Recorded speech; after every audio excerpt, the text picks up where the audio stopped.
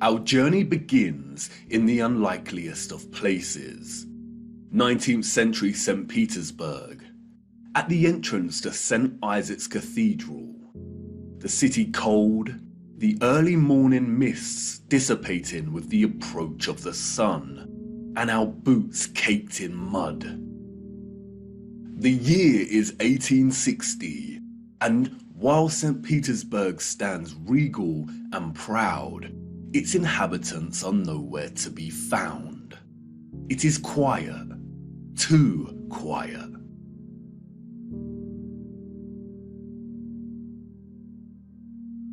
The population of St. Petersburg in the 1860s was, we are told, roughly 500,000 people, and yet there is not a soul in sight. Where is everybody?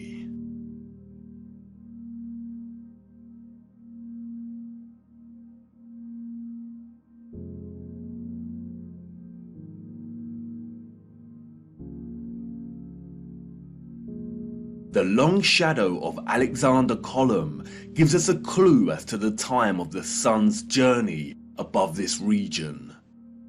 Long shadows only occur during morning or evening. It must be morning, but it appears that no one has surfaced yet. If we travel 400 miles across to Moscow, we see the same thing. Empty, quiet streets. In 1860, Moscow shared a similar population with St. Petersburg, roughly 500,000 citizens. But again, where is everybody?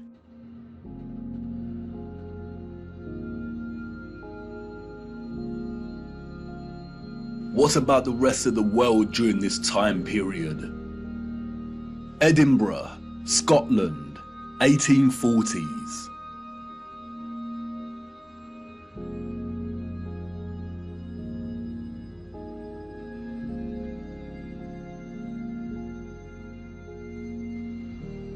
Copenhagen, Denmark, 1840s. Dresden, Germany, 1860s.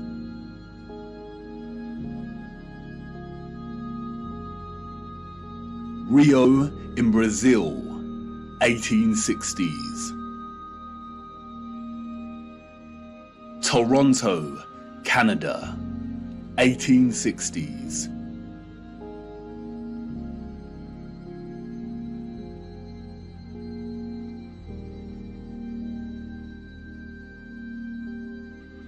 Athens in Greece, 1860s.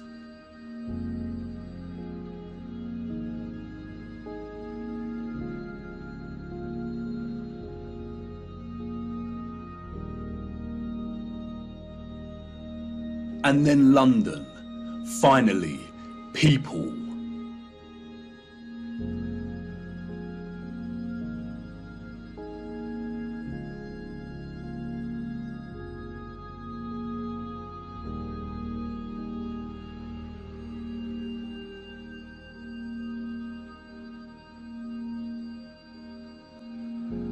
And what about Paris?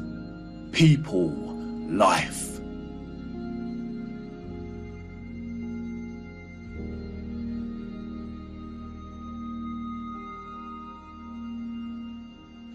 The first photograph, we are told, was created in 1822. The art of photography relies on methods of juxtaposition, of comparison and contrast to deliver its message and sentiment.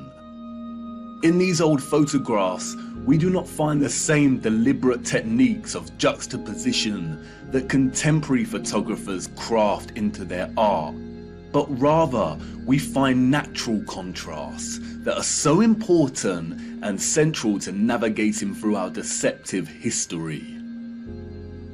Contrast is a phenomenon, natural or artificial, in which meaning is generated and conveyed through the comparison of two opposing elements. When looking at 1860s Russia, there is an immediate contrast between the lack of population and the sheer size of these cities. Even in the 19th century, both Moscow and St. Petersburg are enormous. The infrastructure found in the photographs could hold a population well into the millions. Why are the cities so vast if the population was only 500,000 in each? Furthermore, the official narrative gives us a population that increases in a linear fashion from 1764. Many of the buildings we see here were built years before the photograph was taken. Did the Russians just plan well in advance? But it's when the population is introduced into these photographs that a new contrast emerges that is staggering. That is, between the people and the environment itself. It may be the reduced population numbers, or it may be the monochromatic starkness of the black and white images, but they present to us something that we've lived amongst our entire lives and never paid any mind to. That is, the enormity and impossibility of the architecture. As we engage with the industry and act of tourism, we journey from place to place and observe, taking it all in, learning, hearing, and being told what we are looking at and how it came to be. And standing in front of a structure like the Arc de Triomphe in Paris, we might even exclaim, "Wow, how did they do this?" But the moment, inextricably wrapped up in the busyness of the scene, perhaps prevents us from really asking that question with sincerity. Standing in front of a structure like the Arc de Triomphe while the crowd frantically takes pictures on their smartphones makes it all a reality, and we conclude, before being shoved away by new tourists, well, they had to have done it somehow because I'm here and looking at it. During our indoctrination at school, we are seldom shown old photographs of the grand cities scattered around our flat realm. And perhaps for good reason. Because when we marinate on images like this and are presented with the visual evidence of a very primitive Victorian people dotted around like grasshoppers within the shadows of the most magnificent, grandiose, brilliant architecture a human could ever imagine, we begin to have doubts. Indeed, how did they build this? The Arc de Triomphe is made from 36,695 cubic meters of limestone and weighs 95,407 tons, or just over 95 million kilograms. They tell us it took 12 years to build the giant arch in two different periods, between 1806 to 1814 and between 1832 to 1836. How did they transport this amount of limestone with the same horse and carts that we see in the photographs? Look closer at the four sculptures that adorn each of its sides. Look at the intricacy of the sculptures and the patterning of the ornamentation that frames the arch. Each section is perfectly repeated without any deviation or inconsistency. The first true power tool was not invented until 60 years after this arch was completed. They tell us this was crafted by hand. Is that even possible? And then there is the ceiling of the arch. Immaculate, 3D sculpted roses, perfect in their geometric symmetry. The nuance of the detail and finesse of each petal and cross-section borders is overwhelming. Look at the rest of Paris during this time. Again, a plethora of unbelievable, gigantic and magnificent structures. The city's infrastructure glorious, and the people and their means of transport primitive, unsophisticated, and seeming not at all developed to the point of producing a city like this. The roads are improperly paved and uneven. They are dirty and muddy. We also see buildings during this period in which the architecture aligns with the inhabitants. Buildings of misshapen proportions, less developed and refined, charming in their own way, but coarse in their use of wood and plaster. This is exactly the type of architecture we expect of a generation of horse and cart. A generation ignorant to the discoveries in technology that would follow in the years to come. Furthermore, at the time of this photograph, the arch is roughly 40 years old since its completion. Yet can you see how worn some of the parts of the structure are? We see weathering on the stone that suggests the arch is much older. As we approach the late 19th century, we see that the people of Moscow have finally decided to leave their homes and venture out into the streets. The infamous Red Square, now bustling with life. St. Basil's Cathedral and the Spasskaya Tower dominate the frame of the square. The construction of St. Basil's Cathedral began in 1555 and was completed in 1561, a mere 6 years. It suffered a huge fire in 1737 and underwent restoration over a 20-year period. But look at it. What a structure. Almost unreal and like no other. It is composed of thousands of red bricks and tin sheet metal that has been shaped into the distinctive onion domes we see. Look closer at the intricacy of the domes. How did they bend metal to achieve such precision and perfection in the 18th century? And again, if they had the skills and dedication to build a wonder such as this, then why are the conditions of the roads so poor and covered in mud? We see these incredible structures and buildings everywhere in 19th century photography. We have the wondrous Crystal Palace of London, a monstrous structure with the greatest area of glass ever seen in a building, and all constructed before England had automatic glass manufacturing. We have Westminster Abbey and Parliament. We have the old Euston Arch, constructed out of pure sandstone in 1837, and streets unpaved and full of mud. Why did these people not prioritize the streets they walked upon? The Frauenkirche, the domed masterpiece of Dresden, Germany.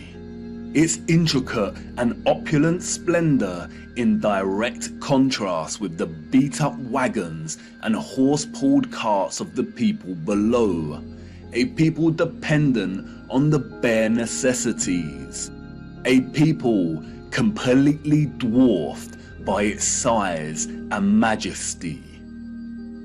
The Library of Parliament in Ottawa, Canada, built over a period of 17 years. The first major settlers arrived in 1800, and at the time of construction, the city's population was under 20,000. Would a grand, glorious library really be a priority for settlers?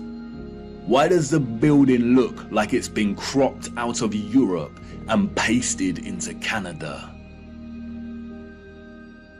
Even at the turn of the century, 40 years before Bosch economized the power tool, we have the old Penn Station in New York. Look at the size of this. Completely mind-blowing proportions. As we can see here in the photograph, each octagonal, sculpted pattern on the arched dome ceiling is larger than one individual human.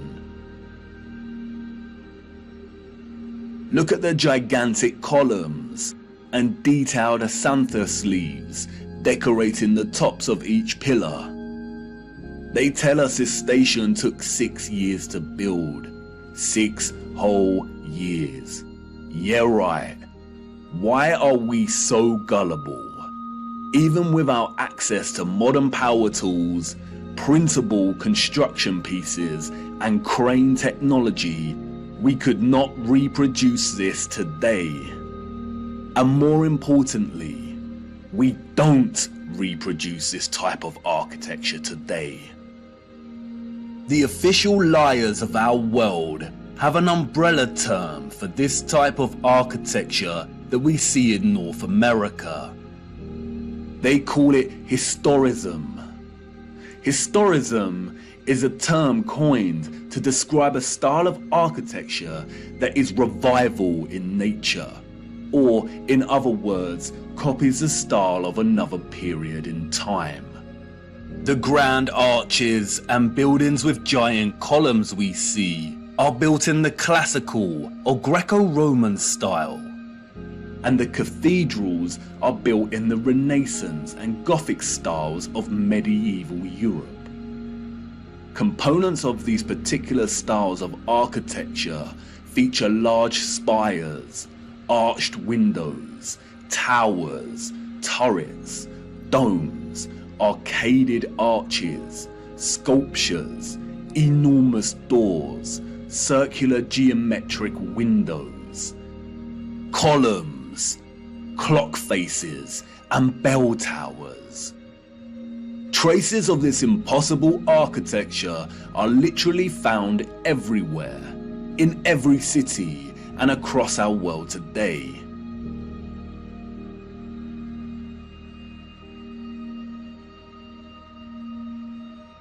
Some preserved and maintained, like the Parisian Arc de Triomphe and Notre Dame, and others lost and long forgotten to time, like the Euston Arch and the old Penn Station in New York. We as a people travel miles to take our own photographs of these wonders. But the photographers of the 19th century gift us with something. Something they would never have expected to give a future generation. Perspective. We see a primitive people against a backdrop of clearly advanced architectural infrastructure. The official historians of the world tell us tales of Darwinian evolution and progression between time periods. The people that came after were always more advanced in their ways, refining and redefining the methods of the generation that came before. If the height of innovation and industry during the 19th century was still the horse and cart as a means of travel, then, as these photographs tell us, this style of architecture was just as impossible for those living in the centuries before it. Anyone with a predisposition for thinking and questioning can immediately sense when looking at these photographs that something is rotten in Denmark, that something is off with the mainstream historical narrative, that something is not adding up. In a panoramic image of San Francisco in 1877, we see a collage of historicist architecture. We see columns adorning the entrances to very regal buildings that stand out like sore thumbs from some of the timber shacks surrounding it. We see Gothic spires and towers in the distance. We see domed cathedrals and buildings.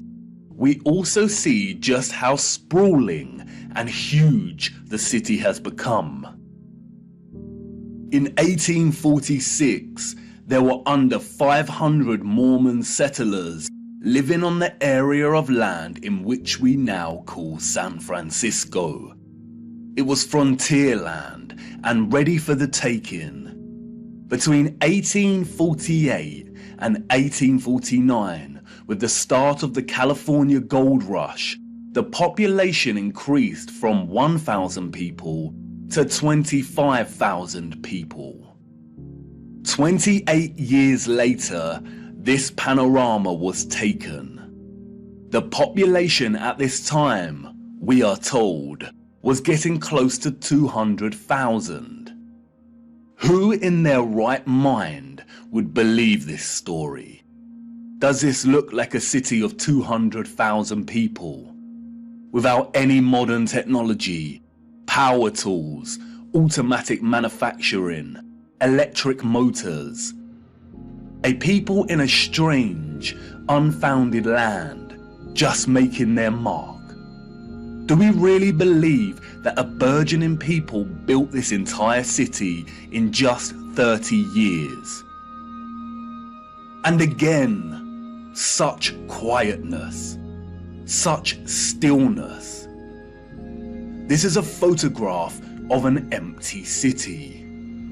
Where are all the people? The shadow of the post here tells us that it is not the early hours of the morning. Short shadows only appear toward midday. A city of this scale at noon should be bustling with life. But there is not a single person in the shot of this panorama. The only life we see is that of a horse without any master in sight.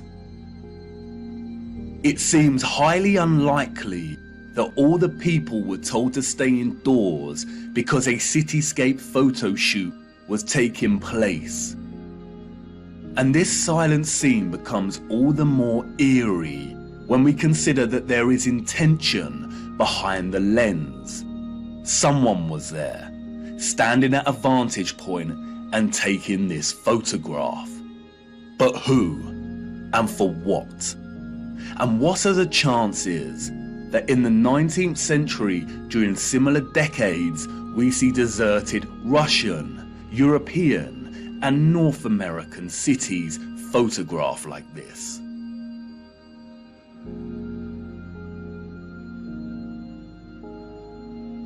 And then only a few years later, we find the same locations bustling with people. A people clearly incapable of building the architecture found in these cities. And what to do with these photographs? If we accept the narrative and these strange anomalies, then we stop here and get back to our busy lives. But the narrative we've received is not the truth. And we shouldn't accept any narrative, no matter how official and certified it is, unless it makes sense. The people we see in these photographs and their early ancestors could not have built the magnificent architecture we see. It is an impossibility. Come on, jump in. We must venture further into these cities and look a little closer. There must be some clues waiting to be uncovered that helps us understand why these cities are empty. Wait, what's that you say? You want to wipe the mud from your boots first? Do not bother, it's a waste of time. Come on, jump in and let's go. For it is the mud that offers us some small clues as to what could have occurred During this time period,